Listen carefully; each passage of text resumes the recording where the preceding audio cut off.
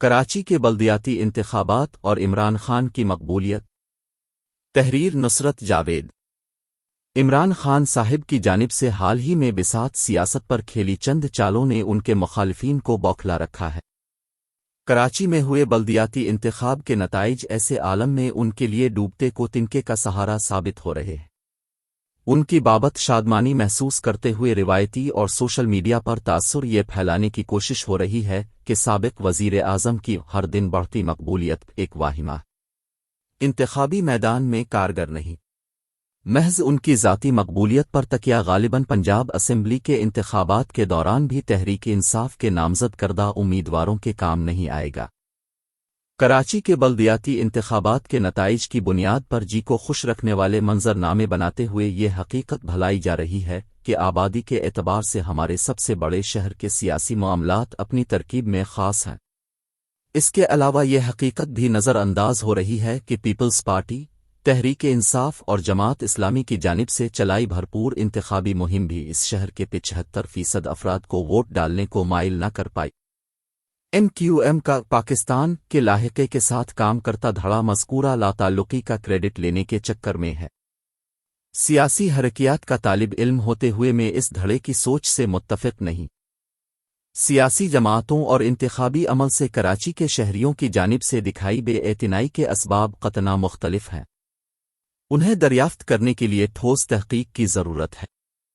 لوگوں کی توجہ حاصل کرنے کو لکھے ٹویٹس اس جانب توجہ دینے کی ضرورت ہی محسوس نہیں کرتے۔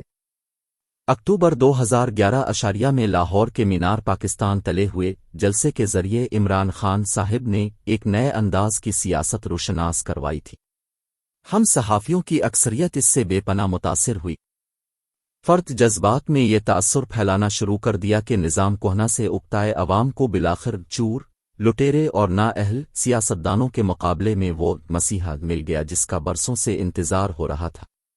مجھ بدنصیب کا ضرورت سے زیادہ جھکی ذہن مگر مروب نہ ہوا۔ مستقل مزاجی سے مصر رہا کہ خان صاحب کا اپنایا انداز سیاست اپنے تئیں اقتدار کے حصول میں کامیاب نہیں ہو سکتا۔ تحریک انصاف کو بلاخر روایتی سیاستدانوں جنہیں ہم الیکٹ ایبلز پکارتے ہیں سے رجوع کرنا ہی پڑے گا۔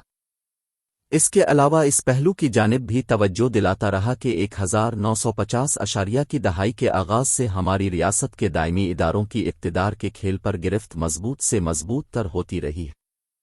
ان کی سرپرستی کے بغیر سیاستدانوں کو اقتدار میں لانا ممکن نہیں رہا۔ دیانتداری سے بیان ہوئی میری سوچ نے عاشقان عمران خان کو چراغ پا بنا دیا۔ سوشل میڈیا کے تمام پلیٹ فارموں پر اپنی گرفت کی بدولت انہوں نے مجھے لفافہ، بدکردار اور بدعنوان شخص بنا کر دکھانا شروع کر دیا۔ میرا آتش بھی مگر ان دنوں تھوڑا پھڑپھڑا رہا تھا۔ کامل ڈٹائی سے روایتی ہی نہیں سوشل میڈیا پر بھی جذبات سے مغلوب ہو کر ان کا مقابلہ کرتا رہا۔ یہ دریافت کرنے میں بہت دیر لگائی کہ اندھی نفرت و عقیدت پر مبنی ہیجان میں حصہ ڈالتے ہوئے میں اپنا وقت اور توانائی ضائع کر رہا ہوں۔ اگست 2018 میں عمران حکومت کے قیام کے بعد ٹی وی سکرینوں سے ذلت آمیز انداز میں فارغ ہوا۔ عمر کے آخری حصے میں گزشتہ نشین ہو کر محض یہ کالم لکھنے کو مجبور ہو گیا۔ عمران خان صاحب کے انداز سیاست کے بارے میں اپنی رائے پر میں آج بھی اسی مقام پر کھڑا ہوں جہاں اکتوبر 2011 کے جلسے کے بعد پہنچا تھا۔ سیاسی حقائق مگر انفرادی رائے سے بالاتر ہوتے ہیں۔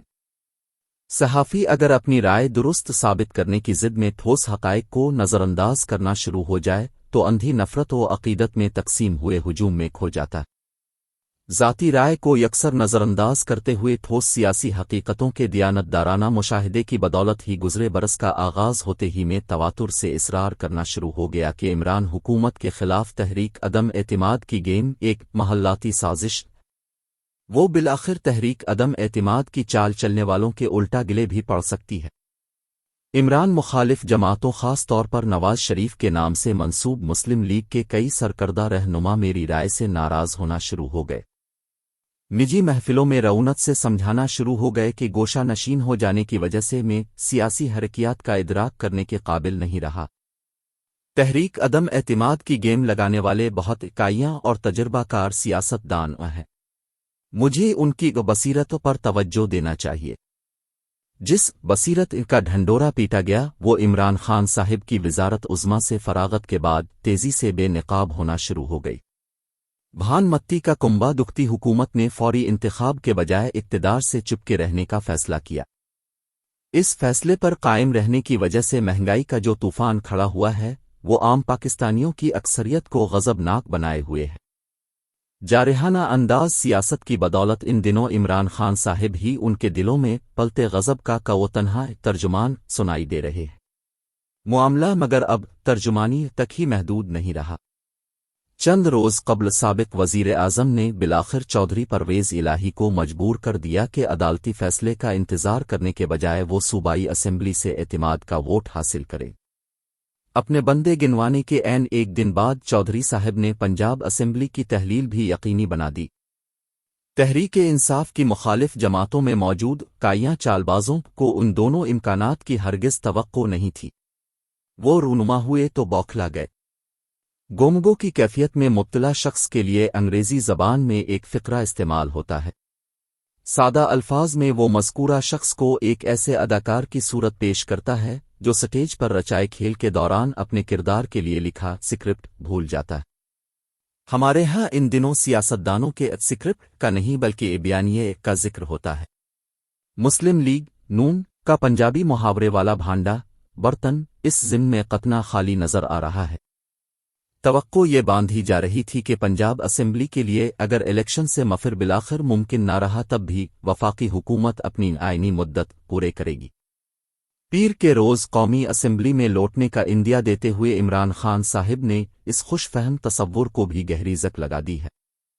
سیاسی حرکیات کا دیرینہ شاہد ہوتے ہوئے میں اس رائے کا اظہار کرنے کو مجبور ہوں کہ معاملات اب عام انتخاب کی جانب بڑھ رہے ہیں۔